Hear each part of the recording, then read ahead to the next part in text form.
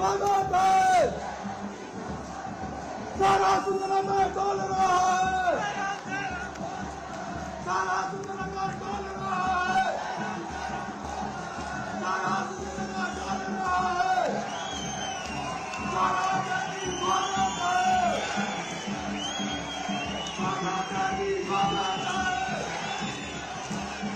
सारा जल्दी स्वागत है।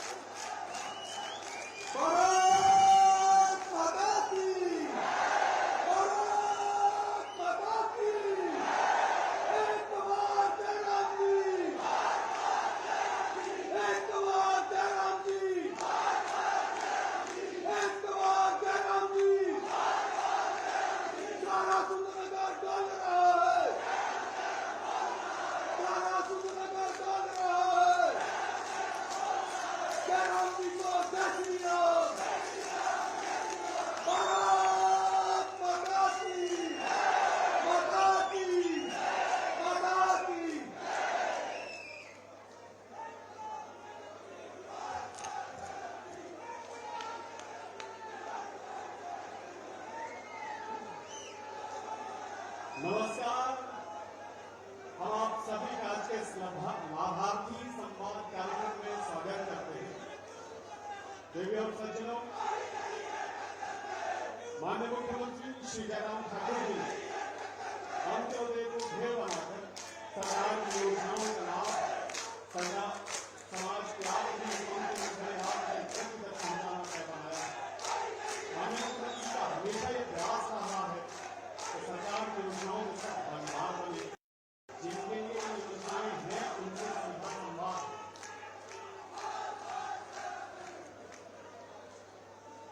ये जो संवाद है, ये जो जुड़ाव है, जनता और शासन की प्रगाढ़ प्रीति का प्रमाण भी है, प्रतिबद्धता भी। आज का ये लाभार्थी संवाद कार्यक्रम माननीय मुख्यमंत्री जी की इसी प्रतिबद्धता को समर्पित है। माननीय मुख्यमंत्री जी साधारण से साधारण व्यक्ति को असाधारण सुख सुविधाएं और सेवाएं प्रदान करने के लिए यहाँ उपस्थित प्रत्येक व्यक्ति आपका ऋणी है। आइए दोस्तों, हम सभी को सुशासन का संबल देने वाले, विकास के नव क्रांति का बल देने वाले माननीय मुख्यमंत्री श्री जयराम ठाकुर जी का एक बार जोरदार करतल ध्वनि के साथ यहाँ पधारने का स्वागत, अभिवादन करते हैं। बहुत स्वागत माननीय मुख्यमंत्री जी आपका।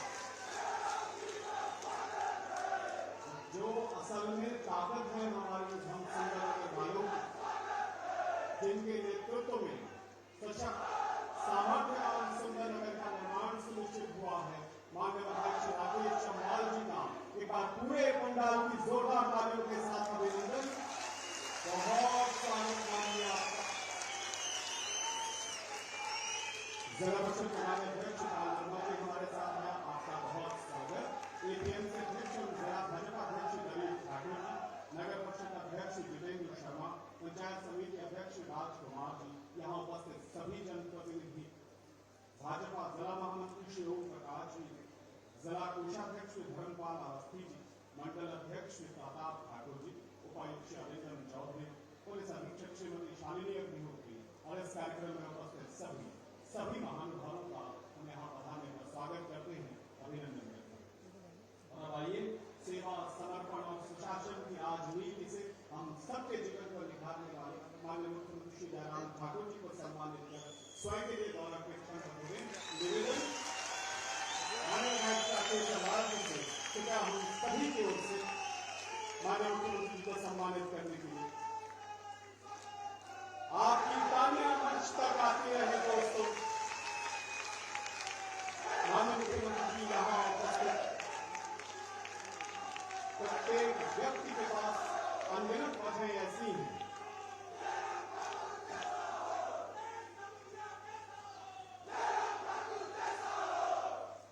माननीय मुख्यमंत्री जी, माननीय विधायक महोदय, मुझे मेरी धृष्टता के लिए क्षमा करें। जब सुबह हम यहाँ पहुंचे, थोड़े जल्दी आ रहे थे, तो लोगों से आदितन माननीय विधायक महोदय के बारे में जानकारी लेना चाहिए। किसी एक सज्जन ने कहा, माननीय विधायक महोदय दौड़ते बहुत थे, उसके बाद आगे पूरी की, दौड़ाते भी बहुत थे।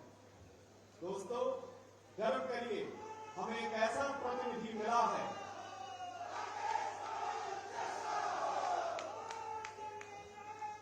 गर्व के लिए इस बात पे हमें एक ऐसा सशक्त नेतृत्व मिला है जो दिन रात हमारी सेवा के लिए दौड़ रहा है, जरूरत पड़ने पर दौड़ा भी रहा है। एक बार जोरदार तालियों के साथ अपना सारा निवेदन मांगे आपसे, कृपया आपके संबोधन के लिए श्री राकेश चंवाल जी।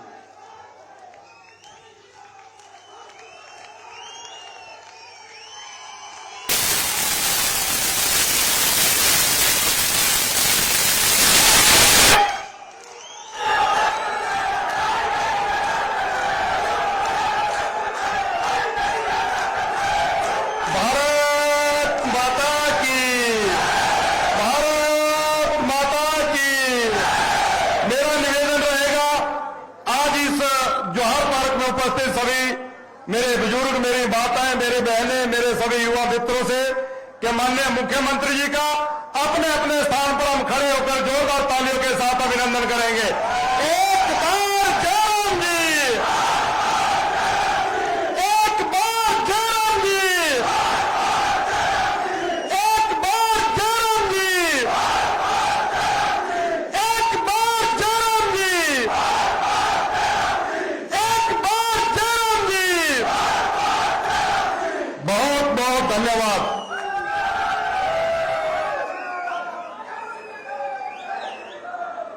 भारत माता की, माता की, माता की।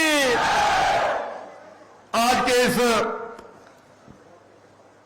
कार्यक्रम में हम सबको आशीर्वाद देने के लिए हिमाचल प्रदेश के यशस्वी लोकप्रिय मुख्यमंत्री परम श्रद्धेय आदर के योग्य जयराम ठाकुर जी मंच पर विराजमान, इनके साथ एपीएमसी के चेयरमैन और भारतीय जनता पार्टी के जिला के अध्यक्ष आदरणीय दिलीप ठाकुर जी, जिला परिषद के मंडी जिला के अध्यक्ष भाई पाल वर्मा जी, हमारे इस मंडल के सम्मानीय अध्यक्ष आदरणीय प्रताप ठाकुर जी, मंडल के महामंत्री नगर परिषद के अध्यक्ष भाई जितेंद्र शर्मा जी, डॉक्टर हेम प्रकाश जी, जिला के महामंत्री भाई ओम प्रकाश नायक जी,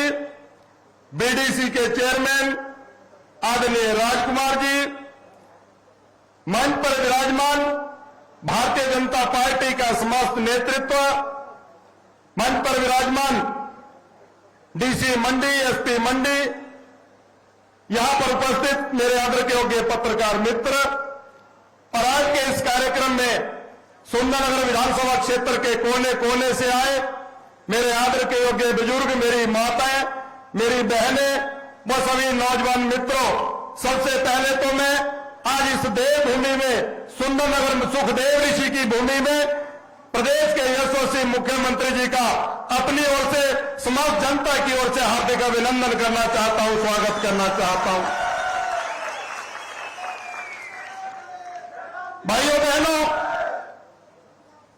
इन 5.25 वर्ष के कार्यकाल में सुंदरनगर विधानसभा क्षेत्र में जितना विकास हुआ, जितने काम हुए, मैं किसी तरफ भी चला जाता हूं, एक ही बात सुनने को मिलती है, चाहे इलाका नीरी हो, चाहे चरखड़ी का हो, चाहे इलाका द्रहट हो, चाहे इलाका डहर की बात करूं, चाहे मैं अपने शहर की बात करूं, लोग कहते हैं कि जो काम इन्हें 5.25 वर्षों में हुए, पिछले 20 वर्षों में इतना काम सुंदरनगर विधानसभा क्षेत्र में नहीं हुआ। ये मैं नहीं कह रहा, ये क्षेत्र की जनता कहती है। लेकिन मित्रों, मैं आज खुले मन से कहना चाहता हूं, इसका कारण क्या है? क्या आप लोग इस कारण के पीछे कभी गए? इसका कारण आदर के योग्य जयराम ठाकुर जी है, जिनका आशीर्वाद हमको हमेशा मिला है, चाहे दुख की घड़ी हो, चाहे सुख की घड़ी हो, चाहे वो कोविड का समय हो। माननीय मुख्यमंत्री जी, आपने कभी अपने आशीर्वाद में कमी नहीं रखी है, और ये सुंदरनगर में ये पहली बार हो रहा है, क्योंकि इससे पहले भी जब विधायक चुनकर जाते थे तो मुख्यमंत्रियों के साथ उनके संबंध नहीं होते थे। इस कारण से मुख्यमंत्री जी के दौरे भी सुंदरनगर नहीं होते थे। विधायक के पास लोग जाते थे तो वो कहते थे कि मुख्यमंत्री हमारे नहीं सुनते। लेकिन हम खुले मन से कह रहे हैं, जब भी हमने मुख्यमंत्री से कोई मांग की निवेदन किया, मुख्यमंत्री जी ने हमें हमेशा आशीर्वाद दिया है, जिसके लिए दिल की गहराइयों से मुख्यमंत्री।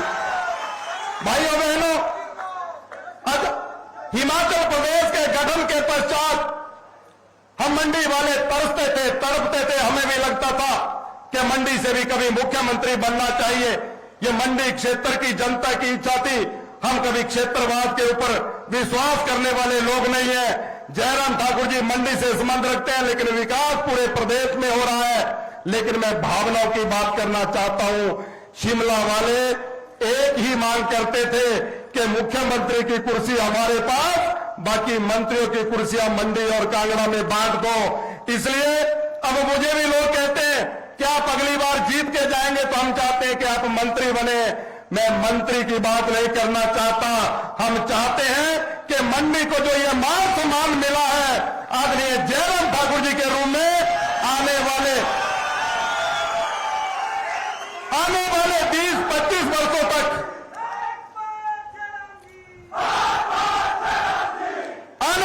20-25 वर्षों तक मंडी से हिमाचल प्रदेश का नेतृत्व करे, और वो कोई बड़े घर का बेटा नहीं, गरीब किसान का बेटा जयराम ठाकुर जी के रूप में इस हिमाचल प्रदेश का नेतृत्व करे। भाइयों बहनों, इस भावना को समझना पड़ेगा।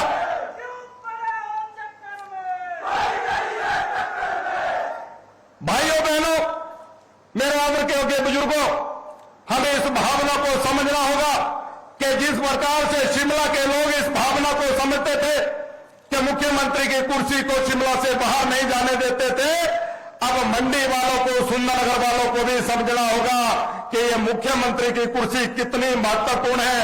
जो काम इन 5.25 वर्षों में हुआ है, पिछले 20 वर्षों में काम नहीं हुआ है, उसका कारण कि आज मुख्यमंत्री मंडी से है और जयराम ठाकुर जी मुख्यमंत्री हैं। और आपके विधायक ने पिछले 25 वर्षों से, जब से मैं राजनीतिक क्षेत्र में काम कर रहा हूं, मुख्यमंत्री जी ने मुझे हर समय अपना आशीर्वाद दिया है, मुझे आगे बढ़ाने का प्रयास किया है। आज मैं सुंदरनगर में विधायक के रूप में, सुंदरनगर की जनता की सेवक के रूप में आज काम कर रहा हूं। जहां देवी देवताओं का आशीर्वाद मेरे साथ है, मेरी जनता का आशीर्वाद मेरे साथ है, वहीं प्रदेश के मुख्यमंत्री जयराम ठाकुर जी का आशीर्वाद भी मेरे साथ है।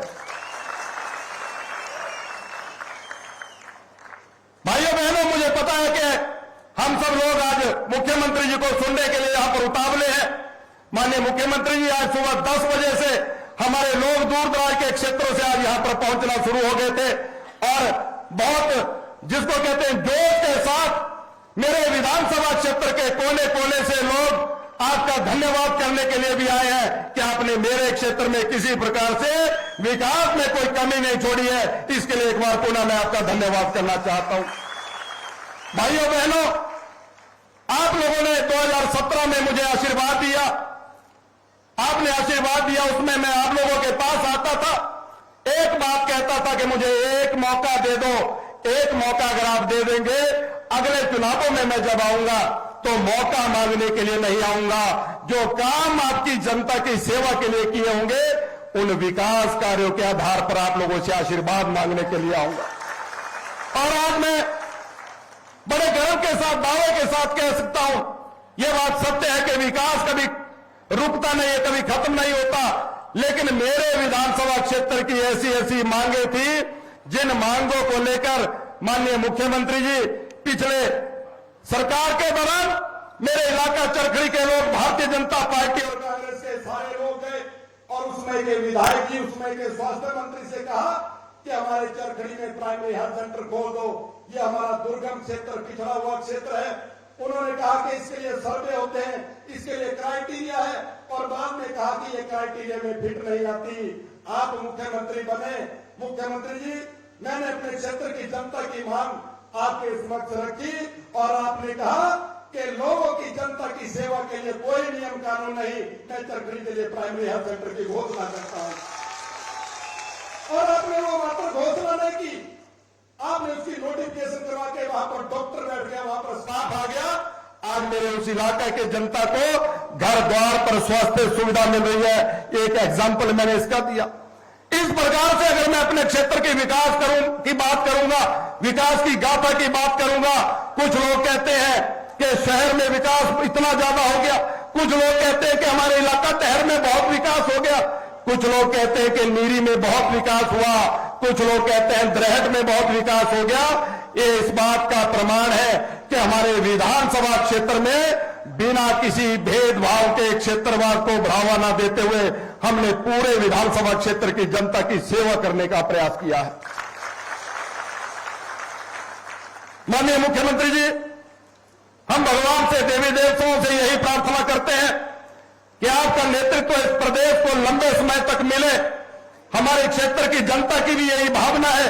हमारे लोग, मैं पिछले 25 वर्षों से राजनीतिक क्षेत्र में काम कर रहा हूं, लेकिन सुंदरनगर विधानसभा क्षेत्र में इतना बड़ा जनसमूह मैंने आज तक नहीं देखा। ये जनसमूह आया है तो आपके दर्शन करने के लिए, आपका धन्यवाद करने के लिए आया है। माननीय मुख्यमंत्री जी, आज के इस अवसर पर मैं कोई ज्यादा अपने विधानसभा क्षेत्र की कोई समस्याओं को लेकर, मैं चाहता हूं कि कुछ थोड़ी सी समस्या ऐसी हैं जो कभी समाप्त नहीं होती।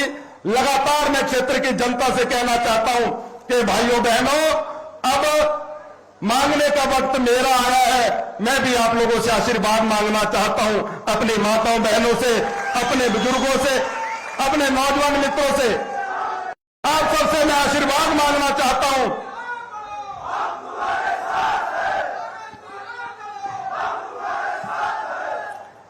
मैं आप सब लोगों से आशीर्वाद मांगना चाहता हूं, लेकिन माननीय मुख्यमंत्री जी, हम चाहते हैं कि और बाकी जो मुद्दे हैं, बाकी जो मेरे विधानसभा क्षेत्र की मांगे हैं, नवंबर में चुनाव होंगे, दिसंबर में सरकार बनेगी, आप सरकार के फिर से मुखिया होंगे। हम नए वर्ष में 2023 जनवरी में फिर अपनी मांगों को लेकर आपके पास आएंगे और आपके आशीर्वाद से हमारे क्षेत्र की जो समस्या है उन समस्याओं का समाधान हो जाएगा। माननीय मुख्यमंत्री महोदय, कुछ छोटी छोटी मेरी 2-3 समस्याएं अभी जो रह गई हैं। मेरे क्षेत्र का जो दुर्गम क्षेत्र है, जो पिछड़ी हुई पंचायतें हैं, मेरी पौड़ा कोठी, मेरी दुम्मट वैली और उसके साथ सेकल, ये ऐसा सारा क्षेत्र जहां स्वास्थ्य सुविधाओं के लिए लोगों को 35-40 किलोमीटर दूर का सफर तय करना पड़ता है। मैं चाहता हूं कि पौड़ा कोठी में प्राइमरी हेल्थ सेंटर खोलना चाहिए, ऐसा आपसे निवेदन करना चाहता हूं। और उसके साथ माननीय मुख्यमंत्री जी, मेरी एक मराड़ा बदैन पंचायत है, उस क्षेत्र में स्वास्थ्य सुविधाओं को लेकर कोई, वहां पर हेल्थ सब सेंटर भी कोई नहीं है। उस क्षेत्र का एक जुनों का इलाका, जहां पर बहुत दुर्गम क्षेत्र है, वहां के लोगों को अगर कहीं पर खांसी बुखार भी आ जाए तो कोई स्वास्थ्य सुविधा नहीं है। मैं चाहता हूं कि वहां पर एक हेल्थ सब सेंटर खोलना चाहिए, ऐसा मैं निवेदन आपसे करना चाहता हूं। ग्रामीण क्षेत्र, मेरे विधानसभा क्षेत्र का हम सब लोग किसान हैं, पशुपालक है, हमारे पास पशुधन है, लेकिन दूर दूर तक हम देखते हैं कि पशु कभी बीमार हो जाए तो उसके इलाज के लिए हमारे पास वहां पर कोई वेटरनरी डिस्पेंसरी नहीं है। मैं चाहता हूं कि हमारी नई पंचायत जो उपजीर्ण बनी है, इसके बोर्ड में एक वेटरनरी डिस्पेंसरी और उसके साथ एक सेगल में भी वेटरनरी डिस्पेंसरी हो जाए तो वहां के किसानों को बहुत बड़ा लाभ जो है इससे होने वाला है। और माननीय मुख्यमंत्री जी, मेरे विधानसभा क्षेत्र में हाड़ाबोई, धनियारा, इसके साथ सोचा ऐसी पंचायतें, वहां पर पशुओं के उपचार के लिए कोई वेटरनरी हॉस्पिटल नहीं है। डॉक्टर के लिए या तो हमको तत्तापानी जाना पड़ता है या 50 किलोमीटर दूर हमको नीरी पहुंचना पड़ता है। वहां एक वेटरनरी डिस्पेंसरी हाड़ाबोई में है, उसको अपग्रेड करके अगर वेटरनरी हॉस्पिटल बना देंगे तो मुझे लगता है कि हमारे क्षेत्र की जनता के लिए, वहां के किसानों बागवानों के लिए हमको लाभ होगा। माननीय मुख्यमंत्री जी, मेरे साथ लगता क्षेत्र, यहां की खिलड़ा पंचायत लगभग 2500 वोट वहां पर है और 2500 में से अगर 2000 वोट पोल होंगे तो निश्चित तौर पर दावे के साथ कह सकता हूं कि 1500 वोट जो है वहां से भारतीय जनता पार्टी को मिलेंगे। पुटवार खाना वहां पर उनके पास नहीं है, पुटवार सर्कल के लिए बहुत दूर क्लौड उनको आना पड़ता है। आज भी उस क्षेत्र से 5 बसों में भरकर लोग आए, फिर कमी पड़ गई, फिर 2 बसों के और चक्कर लगाए गए। मैं चाहता हूं कि वहां पर एक पुटवार सर्कल खोला जाए। ये छोटी छोटी मांगे मेरे विधानसभा क्षेत्र की थी और इसके साथ माननीय मुख्यमंत्री महोदय, मेरी एक वरिष्ठ माध्यमिक पाठशाला मलोह है, वहां का हमारा भाई शहीद दीनानाथ जी, जिन्होंने इस देश की रक्षा के लिए, मातृभूमि की रक्षा के लिए अपने प्राणों की आहुति दी है। हम चाहते हैं कि भाई शहीद दीनानाथ जी के नाम पर उस स्कूल का नाम होना चाहिए ताकि हमारी आने वाली पीढ़ियां ध्यान रखे कि हमारे भाई दीनानाथ जी ने इस देश की रक्षा के लिए, मातृभूमि की रक्षा के लिए अपने प्राणों की आहुति दी है। इसके बाद हमारा जो नीरी का कॉलेज, जिसका सुंदर भवन, जिसका लोकार्पण आपके कर कमलों द्वारा हो गया है, उसका नाम जो है, मैं आपसे निवेदन करना चाहता हूं कि स्वामी विवेकानंद जी के नाम पर हमारे नीरी के कॉलेज का नाम रखा जाए। ऐसा मैं आपसे निवेदन करना चाहता हूं। और माननीय मुख्यमंत्री महोदय, ये मांग नहीं लेकिन क्षेत्र की समस्या है। मेरे यहां से 175 किलोमीटर लंबाई में मेरा विधानसभा क्षेत्र है। मेरी नीरी की जो पुलिस की जो चौकी है, वहां पर कोई गाड़ी नहीं है। हमारे जवान जो है सिर्फ मोटरसाइकिल पर जाते हैं और दुर्घटना इतनी ज्यादा होती है जिसके कारण डर लगता है। हम चाहते हैं कि पुलिस की उस चौकी को अगर नीरी में थाना बना देंगे तो मुझे लगता है कि वहां पर पुलिस को भी सारी चीजें मदद करने में बहुत सहूलियत होगी। ऐसा मैं निवेदन करना चाहता हूं। और आज के इस अवसर पर ज्यादा लंबी बात न करता हुआ, माननीय मुख्यमंत्री महोदय जी, ये सारी जनता आपको सुनने के लिए यहां पर उतावली है। मैं आपके और जनता के बीच में ज्यादा देर न रहता हुआ एक बार पुनः मैं अपने क्षेत्र की जनता की ओर से, सभी कार्यकर्ताओं की ओर से आपका एक बार पुनः इस सुखदेव ऋषि की धरती में यहां पहुंचने पर बहुत बहुत धन्यवाद, बहुत बहुत स्वागत करना चाहता हूं। और सभी आज सुंदरनगर विधानसभा क्षेत्र के कोने कोने से आए हुए मेरे सभी माताएं बहनें, मेरे बुजुर्ग, मेरे युवा साथी, आप सबका भी धन्यवाद करना चाहता हूं कि आप सुबह से चलकर दूर दराज के क्षेत्र से यहां तक, मुख्यमंत्री जी, कुछ लोग बोट में चलकर कोल डैम से होते हुए आकर फिर कोल डैम से बस के द्वारा यहां पर आए हैं। मैं आप सबको बहुत बहुत धन्यवाद, बहुत बहुत नमन करना चाहता हूं। एक बार पुनः आज के इस कार्यक्रम में माननीय मुख्यमंत्री जी का यहां पहुंचने पर बहुत बहुत धन्यवाद। नमस्कार, जय हिंद, जय हिमाचल। भारत माता की, माता की, माता की। एक बार जयराम जी, एक बार जयराम जी। बहुत बहुत धन्यवाद।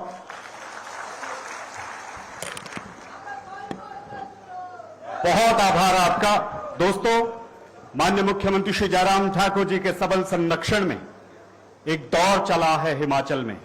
ये दौर है जन कल्याण का, जन सरोकार के अधिमान का, इस संकल्प के साथ कि हम सुंदरनगर वालों की हुंकार का बस यही आधार रहे। माननीय मुख्यमंत्री जी के पराक्रमी नेतृत्व में विकास का ये दौर बरकरार रहे। एक बार जोरदार तालियों के साथ अभिनंदन करते हुए स्वागत करें माननीय मुख्यमंत्री श्री जयराम ठाकुर जी।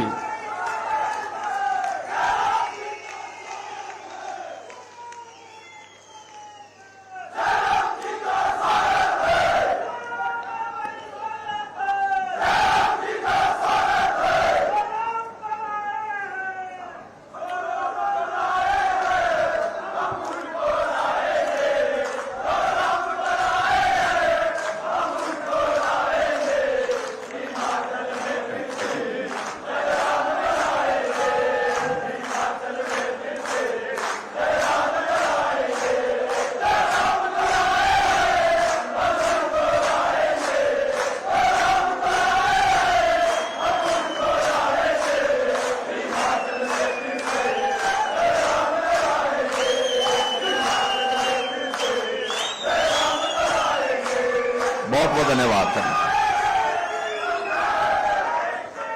भारत माता की, भारत माता की।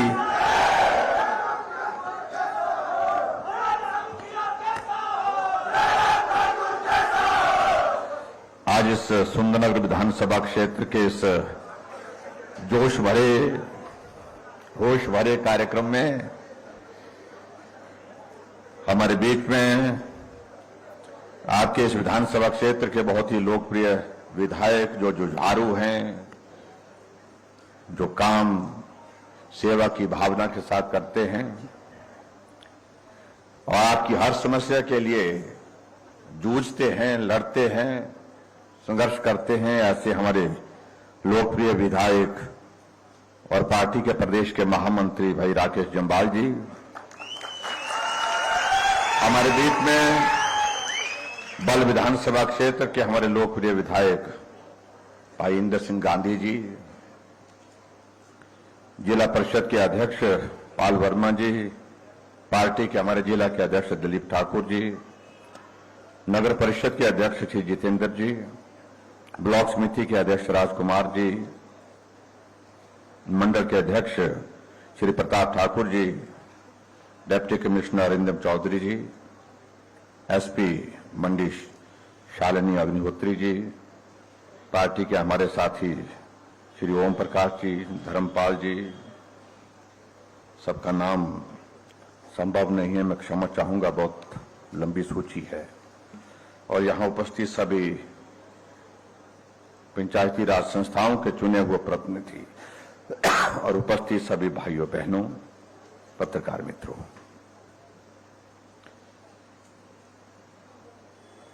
आज एक बार सुंदरनगर विधानसभा क्षेत्र में आप सबके दर्शन करने का फिर से सौभाग्य प्राप्त हुआ है। जिस गर्मजोशी के साथ आप लोगों ने हमारा अभिनंदन स्वागत किया उसके लिए मैं आप सबका बहुत बहुत धन्यवाद करता हूं, आभार व्यक्त करता हूं।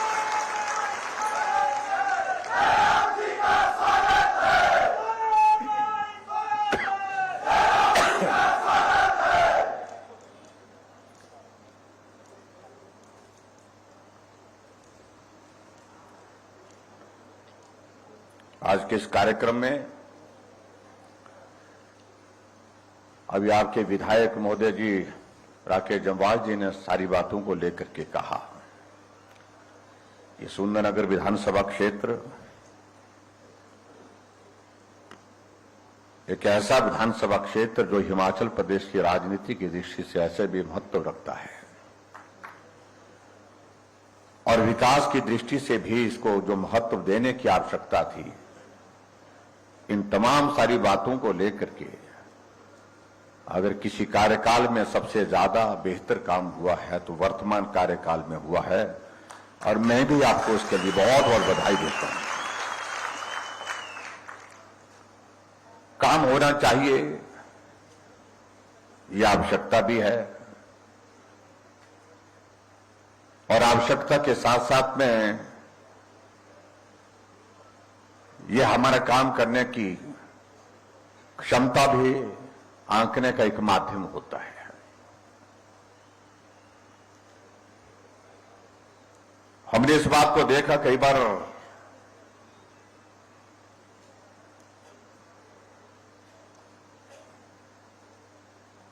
कई लोग विधायक बनते हैं, पहली बार बनते हैं। जितना कर काम हुआ उतना कर हुआ, नहीं हुआ तो कोई बात नहीं।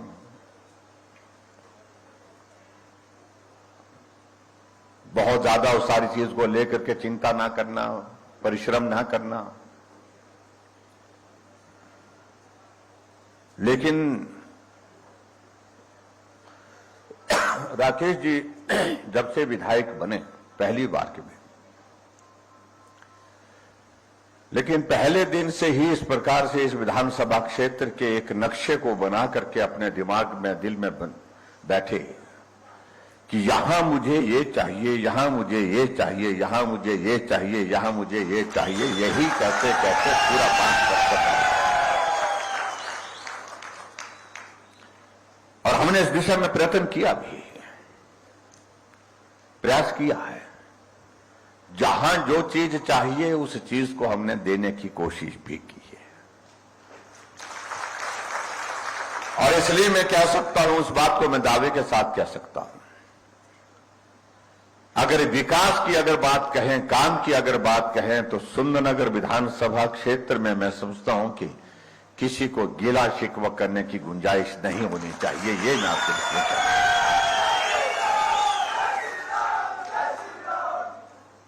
हम इस बात से सहमत हैं कि मैं हमेशा इस बात का जिक्र करता भी हूं, काम खत्म होते नहीं है, कभी नहीं। जिंदगी खत्म हो जाती है लेकिन काम खत्म नहीं होते। लेकिन फिर भी उसके बावजूद एक लक्ष्य के साथ निर्धारित जो तय किए हुए कार्यक्रम, तय किए हुए जो काम, उनको पूरा करने के लिए जब कोई आदमी आगे बढ़ता है तो वो लक्ष्य हासिल किए जा सकते हैं। और इस सुंदरनगर विधानसभा क्षेत्र में कह सकता हूं मैं कि जो लक्ष्य तय किए थे कि हमने 5 वर्ष के कार्यकाल में ये सारी चीजें पूरी करनी है, उनको एक एक को पूरा करने में आप सफल हुए हैं। उसके लिए मैं भाई राकेश को बहुत बहुत बधाई भी देता हूं। नहीं तो कहा जाता है कि नया आदमी है, सीखने में वक्त लगेगा, समझने में वक्त लगेगा, और जितने को सीखने का वक्त पूरा होता है, समझने का वक्त पूरा हो जाता है, तब तक के लिए 5 साल बीत जाते हैं। लेकिन ये परिस्थिति आपके इस क्षेत्र में नहीं रही। समझने में भी देर ने की और काम करने में भी देर ने की। इस बात के लिए मैं सुंदरनगर को बहुत बहुत बधाई देता हूं।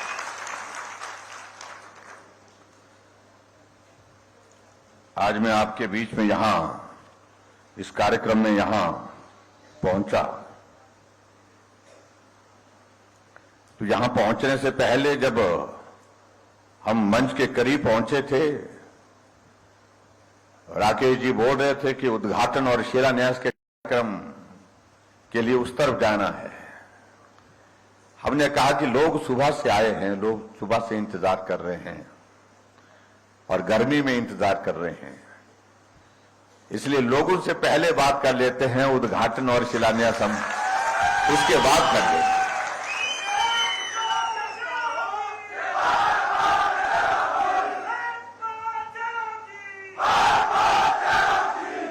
हालांकि मैं कुछ दिन पहले ही आपके क्षेत्र में आकर के अनेक उद्घाटन और शिलान्यास के कार्यक्रम कर चुका हूं, लेकिन उसके बावजूद आज भी यहां पर 4 शिलान्यास और 3 उद्घाटन के कार्यक्रम हैं, जिनको हम इस सभा के समाप्त होने के पश्चात यहां पर करेंगे। और उसमें कुल मिलाकर के 53 करोड़ रुपए के उद्घाटन और शिलान्यास आज के ही दिन हो रहे हैं। उसके लिए भी मैं आप सबको बहुत बहुत बधाई देता हूं, बहुत बहुत शुभकामनाएं देता हूं। आजकल हम हिमाचल प्रदेश में कार्यक्रम करने के लिए निकले हुए हैं और हमारे विपक्ष के मित्र बहुत हताश हैं, परेशान हैं, निराश हैं।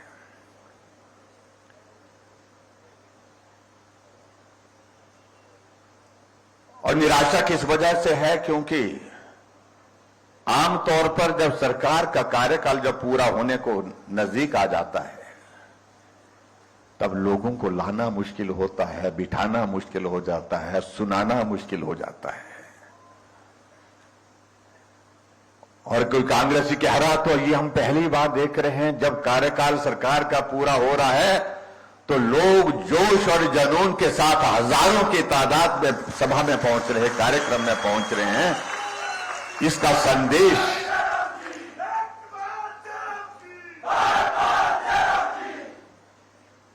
कांग्रेस की कोई बैठक चल रही थी, उस बैठक में उस आदमी ने कहा कि ये हट करके है, ये पहले नहीं होता था, जो अब की बार हो रहा है, तो इसको समझने की कोशिश करो। कांग्रेस के मित्रों को एक आदमी ने सलाह दी कांग्रेस की ही बैठक में।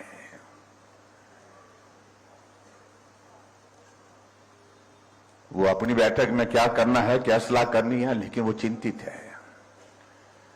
आज सुंदरनगर आने से पहले मैं सुलह विधानसभा क्षेत्र जा रहा था। हमारे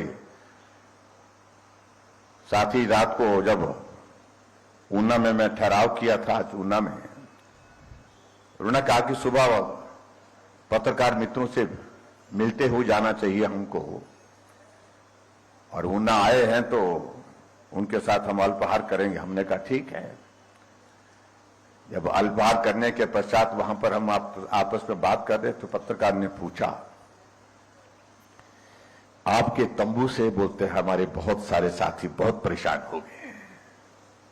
हमने कहा तंबू से परेशान होने की क्या बात है,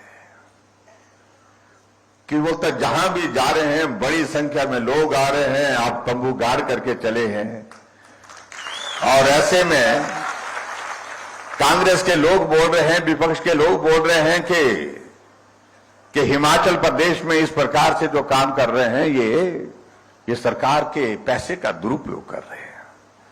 हमने कहा भाई उन मित्रों को कह देना, जहां तक तंबू की बात है, तंबू तो हमारा गड़ा ही रहेगा, चाहे वो दिल्ली है चाहे वो हिमाचल है।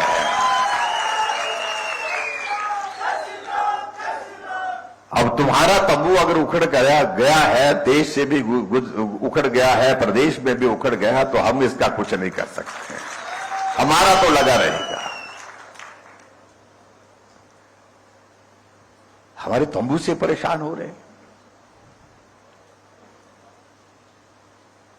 हम हिमाचल प्रदेश में गठन के बाद 50 सालों का कार्यकाल के लिए लोगों का अभिवादन कर रहे हैं, लोगों का सहयोग रहा है। मैं किसी एक नेता अभिनेता का धन्यवाद करने के लिए नहीं कोई कार्यक्रम का आयोजन कर रहा हूं। जहां पूरे देश भर में अमृत महोत्सव चल रहा है, आजादी के 75 वर्ष बीतने के पश्चात अनेक कार्यक्रम किए जा रहे हैं।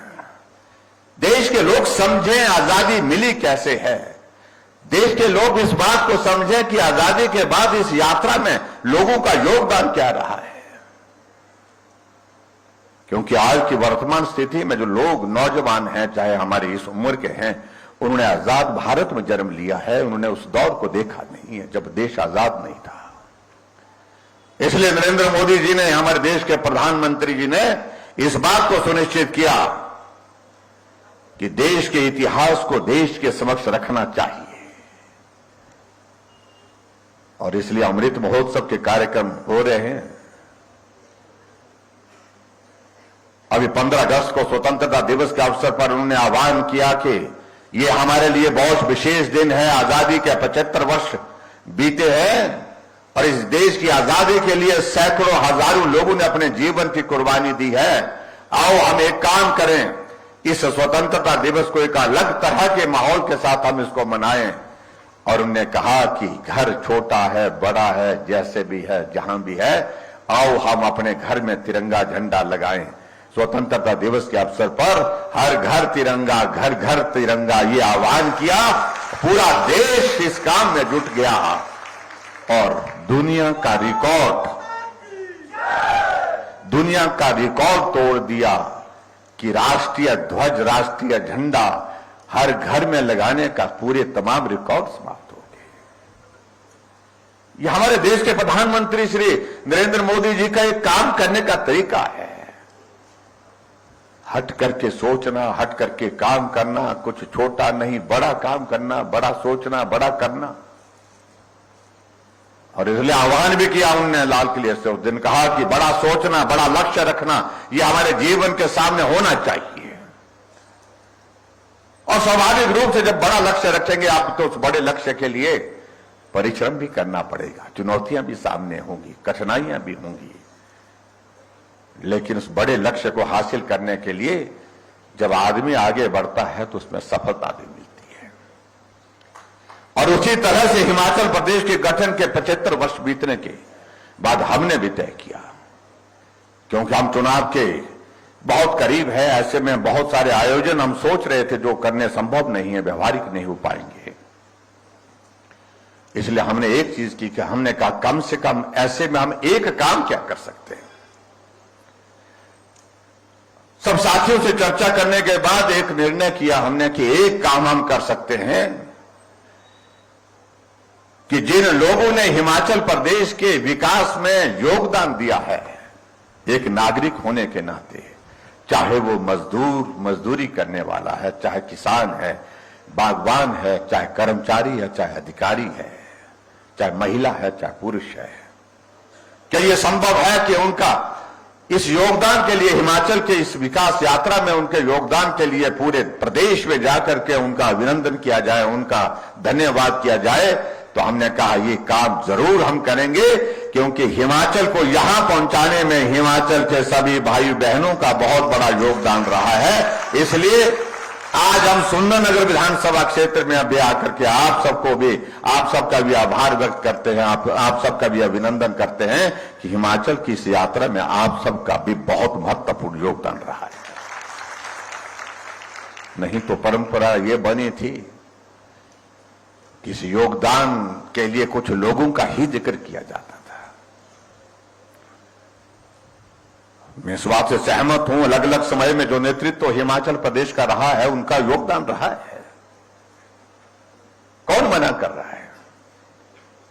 और इसलिए आप लोगों ने हमसे पहले आने से पहले यहां डॉक्यूमेंट्री देखी होगी, उस डॉक्यूमेंट्री में जिक्र किया है हिमाचल प्रदेश के निर्माता जिनको हम कहते हैं डॉक्टर यशवंत सिंह परमार, जो पहले मुख्यमंत्री हैं, उनके योगदान को भी स्मरण किया है। ठाकुर रामलाल जी मुख्यमंत्री, उनके योगदान को भी स्मरण किया है। श्री शांता कुमार जी के योगदान को भी स्मरण किया है। वीरभद्र सिंह जी के योगदान को भी स्मरण किया है और प्रेम कुमार धूमल जी के योगदान को भी स्मरण किया। लेकिन उनके योगदान के साथ साथ में सही मायने में मैं इस बात को कहना चाहता हूं, जो योगदान देने वाले हिमाचल के लोग, जिन्होंने अपने अपने क्षेत्र में काम करते हुए हिमाचल को आगे बढ़ाने में योगदान, उनका धन्यवाद कौन करेगा। हमने कहा ये हम करेंगे, इस जिम्मेवारी को हम लेते हैं और पूरे हिमाचल प्रदेश में उन सभी भाई बहनों का अभिनंदन कर रहे हैं, उन सबका धन्यवाद कर रहे हैं मंच से, सार्वजनिक रूप से, कि हिमाचल आपकी वजह से है और ये हिमाचल यहां तक पहुंचा है तो उसमें आपका योगदान है। और आने वाले समय में भी हिमाचल आगे बढ़ेगा तो आपकी वजह से बढ़ेगा, और आने वाले समय में हिमाचल प्रदेश को आगे बढ़ाने में किसी का अगर योगदान होगा तो आप सबका होगा, हिमाचल वासियों का होगा। अगर इस भाव के साथ हम लोगों के साथ बात करने के लिए अगर पूरे प्रदेश भर में निकले हैं तो हमारे कांग्रेस के मित्रों को परेशान क्यों। हम तो आपका भी धन्यवाद कर रहे हैं, आपका भी योगदान रहा है, मैं ये नहीं कह रहा हूं। योगदान किसी रूप में भी रहा है, अच्छा भी रहा है, खराब भी रहा, बुरा भी रहा है उनका। लेकिन कई बार विचित्र परिस्थिति में देखता हूं, हमें बार बार कहा जाता है कि कुछ नहीं हुआ, कुछ नहीं हुआ। हमने कहा बात तो सच्ची है भाई, आपका तो कुछ भी नहीं हो सकता है, इसके लिए हम क्षमा चाहेंगे। और होने लायक रहा भी नहीं, ना देश में रहा ना प्रदेश में होने लायक रहा, क्योंकि वो पार्टी एक ऐसे दौर में, खराब जिंदगी भर के सबसे खराब दौर में से गुजर रही है। और आपको कैसा लग रहा है मालूम नहीं, पूरा देश आश्चर्यचकित है जब आटे को भी लीटर में तोला जा रहा है। ये इस पार्टी के नेतृत्व की हालत है। कहां जा रही है वो पार्टी, कहां जा रहा है, कहां ले जाएंगे उस देश को, आप कल्पना कर सकते हैं। और इसलिए पूरे देश भर में उनके साथी छोड़ते जा रहे हैं। परिवार से बंद करके जिंदगी गुजर गई। ये देश एक परिवार का नहीं हो सकता है। परिवार से मुक्ति चाहिए देश को, देश ने मुक्ति ले ली। और इसलिए पूरे देश भर में नरेंद्र भाई मोदी जी देश के प्रधानमंत्री के नाते, आज तक के हिंदुस्तान के सबसे मजबूत नेता के नाते जो है, प्रधानमंत्री के नाते काम कर रहे हैं।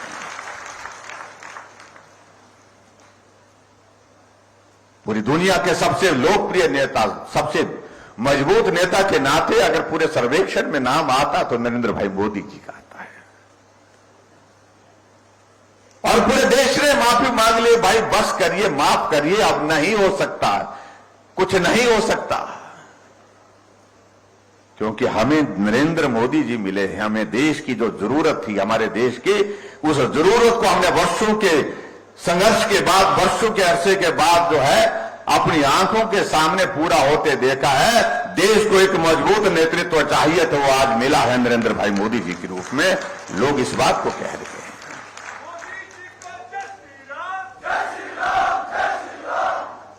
इसलिए तो लोग कह रहे हैं, मोदी जी के लिए बार बार कह रहे हैं कि लगातार चाहिए।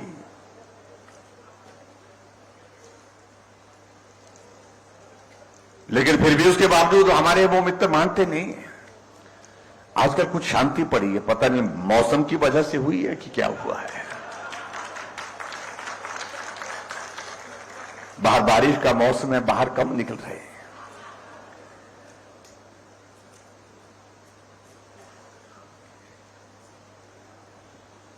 आज से मैं 1.5-2 महीने पहले देख रहा था, उछल उछल करके हम आ गए, हम आ रहे हैं, हम आ रहे हैं, हम आ रहे हैं।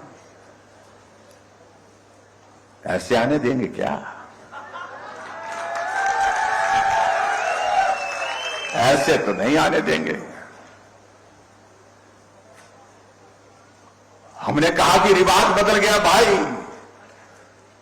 कहते कि नहीं रिवाज नहीं बदलेगा। तुम्हारे कहने से नहीं बदलेगा। और मैं ये भी कहता हूं मेरे कहने से भी नहीं बदलेगा। पूरे देश का मूड देख लीजिए, हालात देख लीजिए। अभी चुनाव हुए कुछ प्रदेशों में, आपने देखा कि उत्तराखंड में चुनाव हुए, जहां उत्तराखंड जब से बना था हर 5 वर्ष के बाद सरकार बदल जाती थी।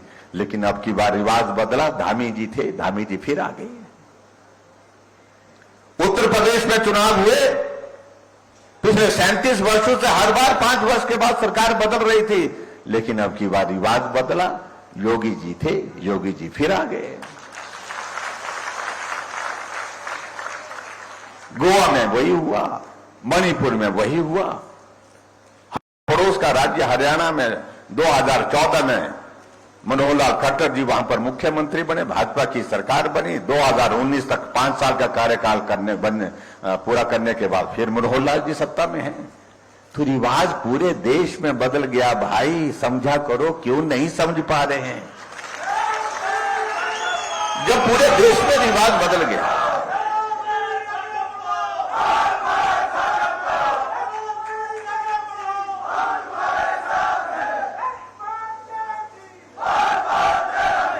जब पूरे देश में रिवाज बदल गया तो हिमाचल क्यों नहीं बदलेगा भाई? हिमाचल भी रिवाज बदलेगा। जब हमने रिवाज की बात कही, हमारे कुछ साथी बहुत ज्यादा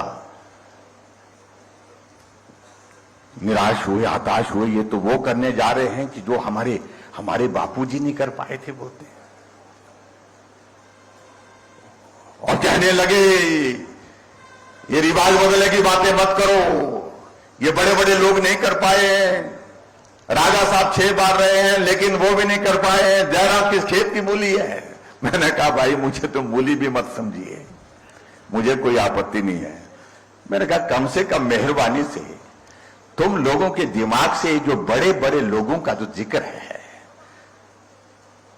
इस बात को दिमाग से निकालना होगा। ये छोटे लोग निकालेंगे। हिमाचल प्रदेश की जो जनता है, जो अपने आप को बहुत बड़ा मान करके बैठ गए हैं, अब की बार इस बात को दिमाग से निकालेंगे कि बड़े नहीं होते कोई, ना छोटा होता है ना बड़ा होता है। अटल जी ने कविता में कहा है, लिखा है उनने, आदमी ना बड़ा होता है, आदमी ना छोटा होता है, आदमी सिर्फ आदमी होता है।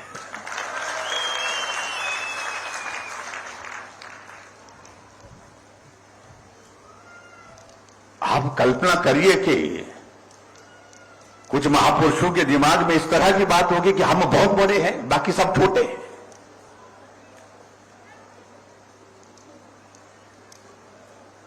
और हमने उनको ये बात कही, मैंने कहा कई बार ऐसा भी होता कि कुछ काम बड़े लोगों से नहीं होते हैं, कुछ काम छोटे लोगों से होते हैं। और अब की बार ये छोटे लोग मिलकर के इस काम को करेंगे और रिवाज को बदल करके छोड़ेंगे। मैं क्या इस बात को मान के चलिए।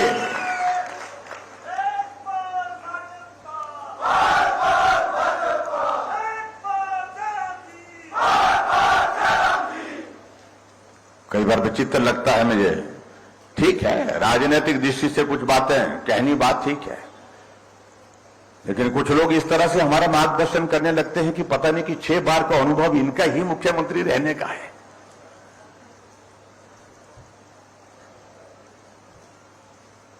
चलिए, लोकतंत्र है, उनको अपनी बात कहने का अधिकार है, मैं उसमें कुछ नहीं कहना चाह रहा हूं, मैं कुछ टिप्पणी भी नहीं करना चाहता हूं।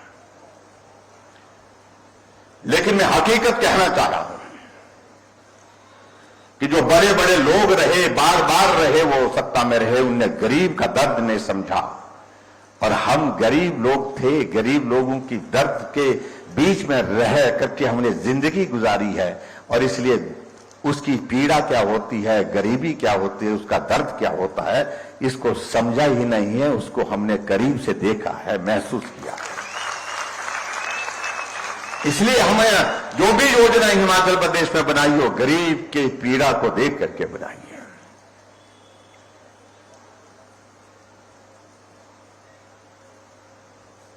हमने कहा बुजुर्गों का सम्मान होना चाहिए। बड़े लोगों के लिए तो 1000-1500 रुपए कुछ नहीं होता है, 1800 रुपए पेंशन देते हैं, वो कुछ नहीं होता है।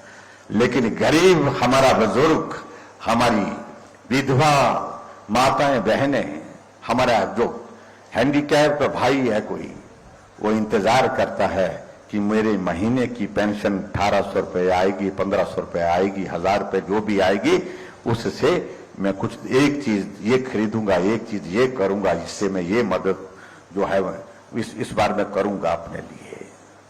वो उसका इंतजार करता है। बड़े लोगों के लिए उसका महत्व नहीं है, लेकिन गरीब आदमी के लिए उसका महत्व है। और इसलिए जो बड़े लोगों की सरकारें रही, उनके जमाने में हिमाचल प्रदेश में 4 लाख लोगों को पेंशन मिलती थी। जब दौर हमारे जैसे छोटे आदमी का है, हम 7.5 लाख लोगों को पेंशन दे रहे हैं। वो 400 करोड़ रुपए खर्चते थे पेंशन पर, हम 1300 करोड़ रुपए हिमाचल प्रदेश में पेंशन पर खर्च कर रहे हैं। गरीब आदमी का इलाज मुफ्त में हो, ये बड़े लोगों का ख्याल नहीं हो सका। इसलिए नहीं हो सका कि वो बहुत बड़े थे। बड़े लोग बीमार होते हैं तो उन्हें हॉस्पिटल में, गवर्नमेंट हॉस्पिटल में भी इलाज बढ़िया हो जाता है, प्राइवेट हॉस्पिटल में भी बढ़िया इलाज होता है। लेकिन गरीब आदमी का इलाज कैसे होगा? जब डॉक्टर कहता है कि मरीज के लिए अभी 1 महीना और ज्यादा हॉस्पिटल में ट्रीटमेंट के लिए रुकना पड़ेगा, घर जमीन बेचने की नौबत आ जाती है, कभी नहीं सोचा। हम हैरान हुए इस बात को लेकर के जब हमारी सरकार बनी। सरकार बनने के बाद जब अधिकारियों के साथ मैंने बातचीत की कि कोई गरीब आदमी अगर ऐसी गंभीर बीमारी का शिकार हो जाए तो उसके इलाज का प्रावधान क्या है, अधिकारियों ने कहा कि सॉरी रास्ते की योजना नहीं है। तो हमने कहा क्यों नहीं सोची गई? जी ऐसा कोई प्रस्ताव आया नहीं, ऐसी कोई बात हुई नहीं। प्रस्ताव तब आता जब वो उस पीड़ा को समझते कि गरीब आदमी जब बीमार होता है, उसके इलाज का जब खर्चा उसके पास नहीं होता है, वो कैसी मानसिक परेशानी के दौर में से गुजरता है। और कई बार हालात ऐसे हो जाते हैं कि परिवार के लोग या वो मरीज खुद ही कह जाता है कि मुझे ले चलो, घर ले चलो, मैं ठीक नहीं होने वाला। कम से कम जगह जमीन गिरवी मत करो मेरे इलाज के लिए। और इस तरह से वो अपनी इस दुनिया से ही चला जाता था। हमने कहा अधिकारियों को योजना बनाइए। उन्हें कहा साहब पैसा लगेगा, बहुत पैसा लगेगा। हमने कहा आदमी की जिंदगी से ज्यादा कीमती कोई चीज नहीं है, जितना भी लगेगा इंतजाम करेंगे, लेकिन गरीब आदमी के इलाज के लिए मदद का रास्ता निकालेंगे। और हमने हिमकेयर की शुरुआत की। और जब से इस योजना को शुरू किया 3,20,000 से ज्यादा गरीब लोगों को हम स्वस्थ करके उनका इलाज करके उनको घर भेजने में सफल हुए हैं।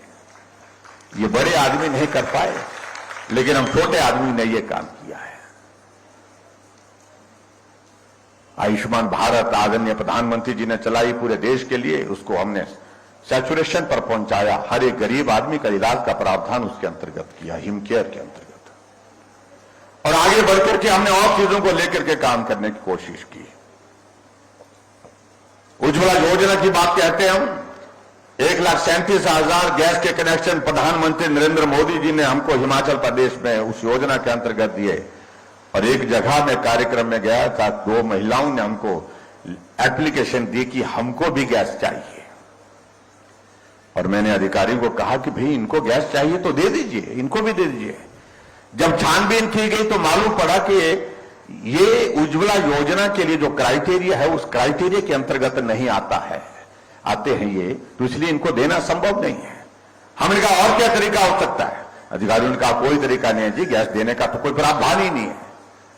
हमने अधिकारियों को बुलाया, कुछ दिनों के बाद बैठ के चर्चा की। हमने कहा जितने भी हिमाचल प्रदेश में गरीब लोग हैं उन सबके घर में गैस का चूल्हा पहुंचाना हो, देना हो तो क्या करना पड़ेगा? कहा साहब बहुत पैसा लगेगा। हमने कहा कितने लोग होंगे? उन्होंने कहा कि 60-70 हजार लोग होंगे। हमने कहा कोई बात नहीं, जो भी होगा, लेकिन हम ये नहीं चाहते हैं कि पड़ोस के घर में गैस का चूल्हा लगा, उसके पड़ोस में दूसरा गरीब आदमी, उसके घर में गैस का चूल्हा नहीं है, हर का घर में गैस का चूल्हा होना चाहिए। तो गृहिणी सुविधा योजना शुरू की, 3,35,000 गैस के चूल्हे हिमाचल प्रदेश में दिए हमने। जहां कहा जा रहा था कि 60,000 लगेंगे, ये बड़े आदमी नहीं सोच पाए, क्योंकि उनके घर में तो गैस के चूल्हे हैं, गैस पर खाना बनता है, आराम से बनता है। लेकिन गरीब आदमी किस प्रकार से उस गरीब परिवार में खाना बनाता है, इसके लिए कभी उनने नहीं सोचा। ऐसा सोचना चाहिए। ये अंतर है जिसको मैं कहने की कोशिश कर रहा हूं। और उसी तरह से आगे बढ़ करके हमने सहारा योजना की शुरुआत की। सहारा योजना का अभिप्राय हमारे ऐसे लोग जो बिल्कुल जो बिस्तर पर है, जिनकी मदद करनी चाहिए। और मैं हैरान हुआ, पहले हमको लग रहा था 4-5 हजार 10,000 लोग होंगे, 20,000 से ज्यादा रजिस्ट्रेशन हो गया। ऐसे लोग जो बिस्तर पर है, जिंदा है, अपना काम भी नहीं कर सकते हैं, चल भी नहीं सकते हैं, बैठ भी नहीं सकते हैं अपने सहारे।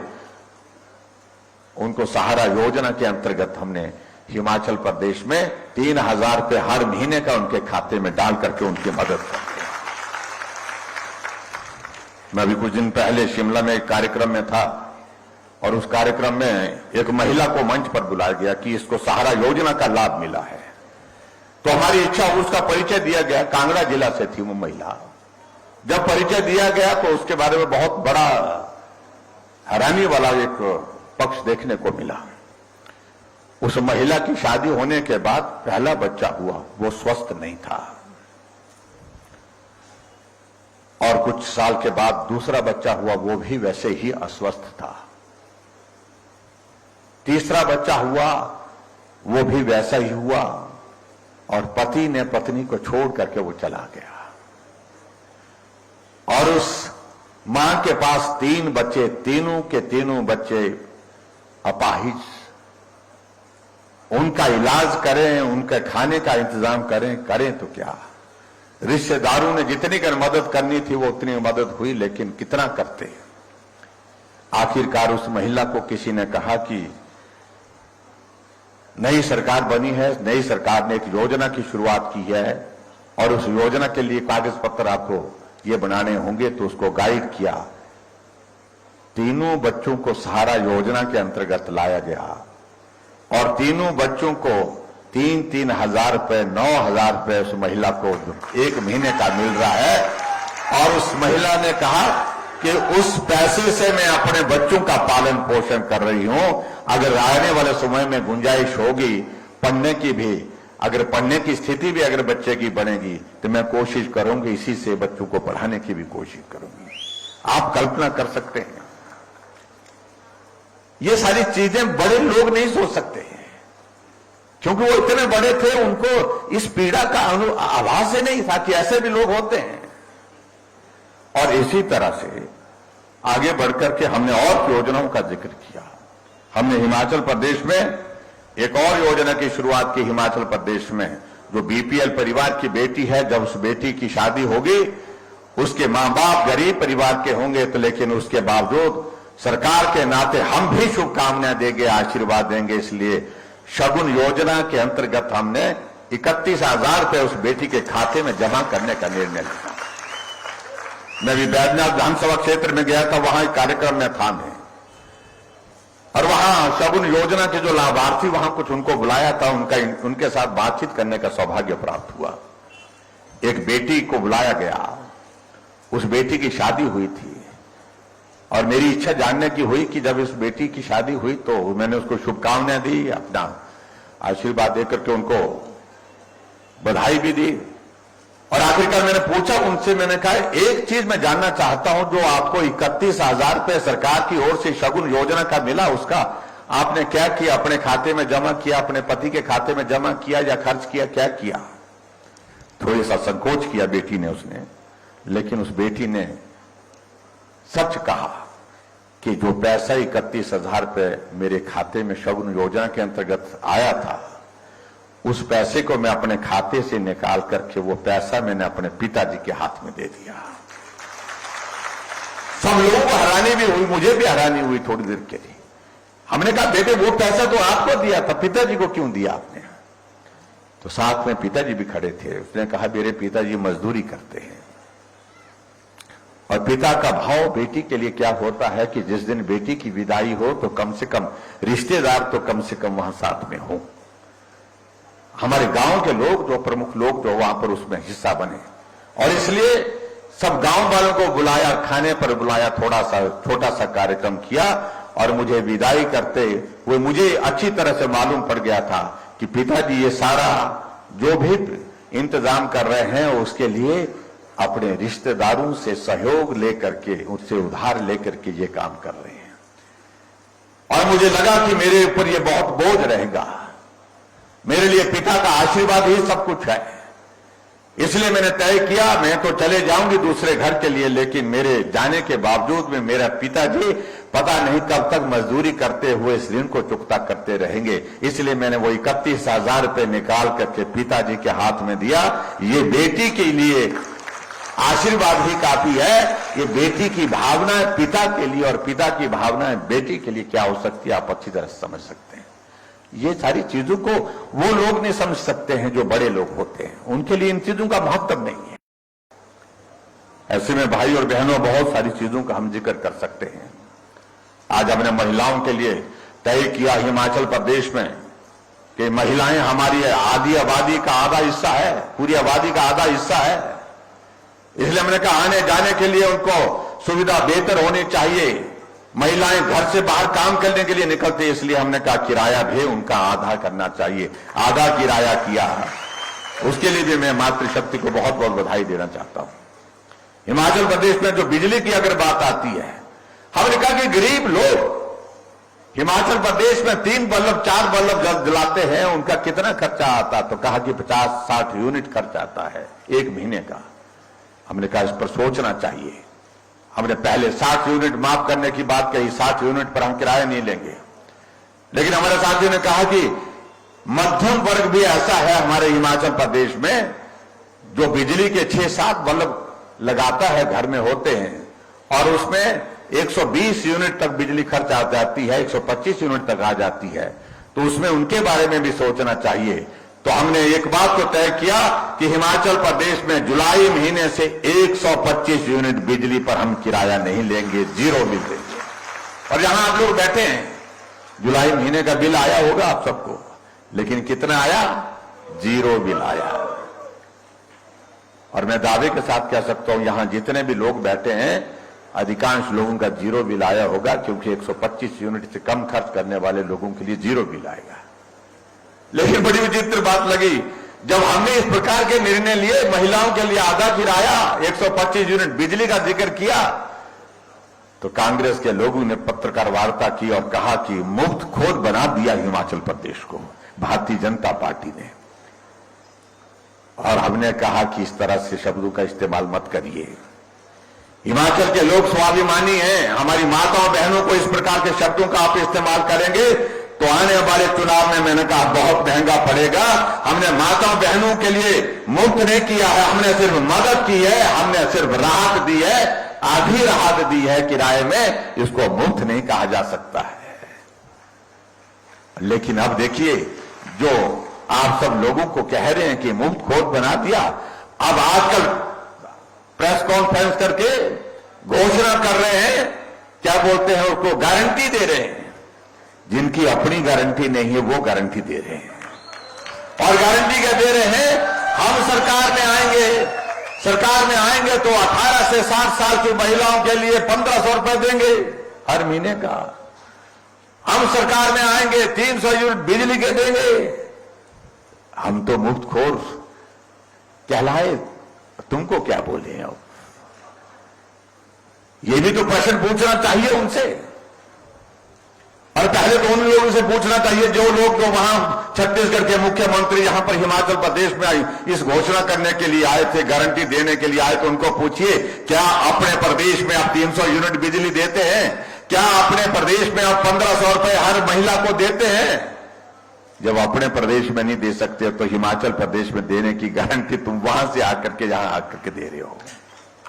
और एक नेता कांग्रेस का प्रेस कॉन्फ्रेंस करता है, भाषण देते हैं, मंच पर से भाषण दिया कि जितनी चादर है उतना पांव पसारो।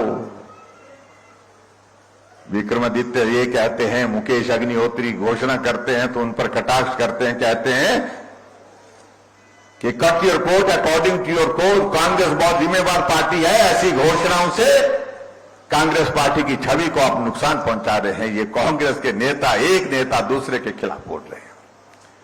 मैं उसमें जाना भी नहीं चाहता, छोड़ दीजिए, वो उनकी लड़ाई है, घर की लड़ाई है, क्या है वो, उस बात को मैं कुछ कहना नहीं चाहता। और इस तरह के हालात में आप देख रहे हैं, एक निराशा का एक माहौल बन गया उस पार्टी में।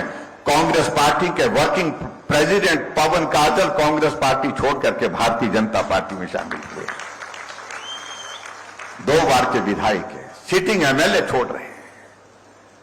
नालागढ़ के कांग्रेस पार्टी के विधायक और हिमाचल कांग्रेस पार्टी के उपाध्यक्ष प्रदेश के लखविंदर राणा कांग्रेस पार्टी छोड़ करके भारतीय जनता पार्टी में शामिल हुए हैं। क्या मतलब मालूम पड़ रहा है? इसलिए भाई और बहनों, आपको अंदाजा लग रहा है कि क्या होने जा रहा है। आने वाले समय में अभी और देखेंगे आप।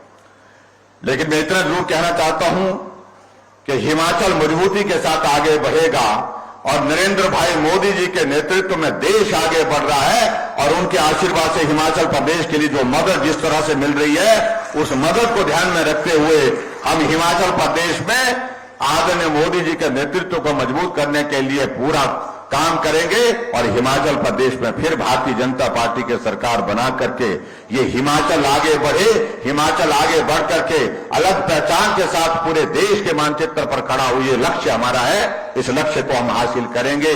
जहां तक भाई और बहनों, एक बात का जिक्र यहां पर राकेश जम्वाल जी कर रहे थे, कभी कोई रिश्ता ऐसा हो जाता है, अब हम जब कुछ बात कहते हैं मंडी आकर के, तो कुछ हमारे साथी दूसरी जगह जाकर के कई तरह की बातें करने की कोशिश करते हैं।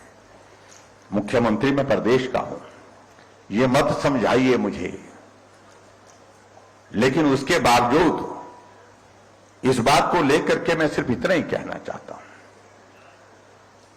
भावनाएं तो अपनी जगह होती हैं, चाहे वो कोई भी हो, अपनी अपनी भावना को व्यक्त करने का किसी व्यक्ति का तरीका अपना अपना हो सकता है। आप उन भावनाओं को रोकने के लिए भी कोशिश कर रहे हैं। अगर आज मंडी की भावनाएं हैं तो मंडी की भावनाओं के लिए मंडी के लोग उस सम्मान के लिए खड़े होंगे, निश्चित रूप से होंगे। प्रदेश एक है, हम प्रदेश के लिए पूरे प्रदेश के हर क्षेत्र में काम किया है, सर्वांगीण विकास किया है, सर्वत्र विकास किया है। इस बात को हम दावे के साथ कह सकते हैं, कांग्रेस की तुलना में और ज्यादा बेहतर काम करने की, हर क्षेत्र में काम करने की कोशिश की है। लेकिन जब दौर इस तरह के आते हैं, सारी चीजों को कहीं तो सभी को अपनी भावनाओं को व्यक्त करने का अवसर होता है और उसमें भावनाओं को रोकने के लिए कोई रास्ता नहीं रोक सकता है। इसलिए मैं आप सबके बीच में जो आपने भावनाएं व्यक्त की हैं, मैं उनका सम्मान करता हूं और हम आगे बढ़ेंगे, मिलकर के आगे बढ़ेंगे, इकट्ठा होकर के काम करेंगे। ये मंडी पूरा हिमाचल हमारा सबका है, सब मिलकर के काम करेंगे, हर क्षेत्र में काम करेंगे और उस लक्ष्य को हासिल करेंगे जो आने वाले समय में हिमाचल प्रदेश में भारतीय जनता पार्टी की सरकार को फिर सत्ता में ला सके। उस लक्ष्य को हासिल करने के लिए आप सबका आशीर्वाद चाहिए और मैं आपके साथ में इतनी बात कहता हूं कि उसको निश्चित रूप से आपकी बात पूरा करेंगे। यहां कुछ चीजों को लेकर के 3-4 चीजों का जिक्र यहां पर किया गया है। मैं उन सारी चीजों का जिक्र यहां पर बहुत विस्तार से नहीं करना चाहता हूं। एक तो यह कहा गया कि राजकीय वरिष्ठ माध्यमिक पाठशाला मलोह में जो है इसको शहीद दीनानाथ के नाम पर करने की बात कही गई है और उनकी शहादत बताया गया है कि अक्टूबर 2000 में हुई थी, बारामूला सेक्टर में आतंकवादियों के खिलाफ लड़ते हुए, और एक नौजवान ने अपने जीवन की कुर्बानी दी है देश की रक्षा के लिए। तो इसको निश्चित रूप से शहीद दीनानाथ राजकीय वरिष्ठ माध्यमिक पाठशाला मलोह के नाम से हम आने वाले समय में करेंगे, ये मैं आपके बीच में कहना चाहता हूं। और दूसरा, एक ग्राम पंचायत खिलेड़ा में जो पटवार सर्कल की बात कही है धारंडा में खोला जाए, तो इसको भी मैं स्वीकार करता हूं। यहां पॉपुलेशन और सारे पैरामीटर जिसके ठीक होने चाहिए, इसके आधार पर इसको भी करेंगे। और इसके अलावा एक और चीज जो पशु औषधालय आड़ा बोई में इसको स्तरोन्नत करके पशु चिकित्सालय करने की जो बात कही गई है और इससे 3-4 पंचायतों को इसमें लाभ मिलेगा, तो मैं इस पशु औषध चिकित्सालय करने की भी घोषणा करता हूं। इसको भी पूरा करेंगे, ये भी मैं आपके बीच में कहना चाहता हूं। और उसी तरह से एक और जो है यहां पर बजीहूं के गांव में जो है बोरट में पशु औषधालय को खोलने की बात कही गई है और उसको भी मैं स्वीकार करता हूं। उसके लिए भी उसको भी पूरा करेंगे। और एक पंचायत जो है ग्राम पंचायत मराड़ा में बदहन के गांव को जो जुनून में उप स्वास्थ्य केंद्र खोलने की बात कही गई है, अगर कोई स्वास्थ्य का वहां कोई संस्थान नहीं होगा तो निश्चित रूप से इसको भी खोलेंगे, ये भी मैं आपके बीच में कहना चाहता हूं। और उसी के साथ साथ में एक और जो चीज कही गई यहां पर के पौड़ा कोठी में पीएससी खोलने की बात कही गई है, तो इस पीएससी को भी खोलने की मैं यहां पर घोषणा करता हूं ताकि आपको इसकी स्वास्थ्य की सुविधा बेहतरीन ढंग से मिल सके। एक पुलिस चौकी नीरी को थाना बनाने की बात कही गई है, इसकी जो रिपोर्ट है उस रिपोर्ट को आने के पश्चात इसको भी पूरा करेंगे। मैं यही कहना चाह रहा हूं कि उसकी औपचारिकताओं का दौर होता है, उसको भी पूरा करेंगे। और अंत में यही कहना चाह रहा हूं भाई और बहनों,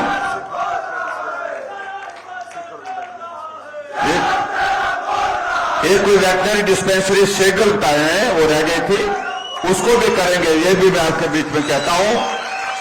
और अंत में एक निवेदन मैं आप सबसे करना चाहता हूं, आपने जो बोला हमने वो किया, अब हम बोलेंगे वो आप करेंगे क्या?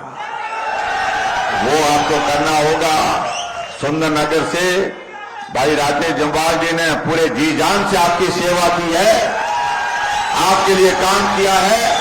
आशीर्वाद दीजिए, बड़े बहुमत के साथ हिमाचल प्रदेश में जब भारतीय जनता पार्टी की सरकार बनेगी, आप इनको अपना आशीर्वाद देकर के फिर से विधायक बना करके देंगे, ऐसा मुझे पूरा भरोसा है, पूरा विश्वास है। और हिमाचल प्रदेश में जो रिवाज बदलने की बात अब की बार हम कह रहे हैं, इसको बदल करके छोड़ेंगे। जो बड़े बड़े लोग नहीं कर पाए उसे हम छोटे लोग मिलकर के सब करेंगे। इतनी बात कहते हुए आप सबका बहुत बहुत धन्यवाद। नमस्कार, जय हिंद, जय हिमाचल। एक कॉलेज का नाम एक कॉलेज का नाम जो है वो छूट गया मेरे से।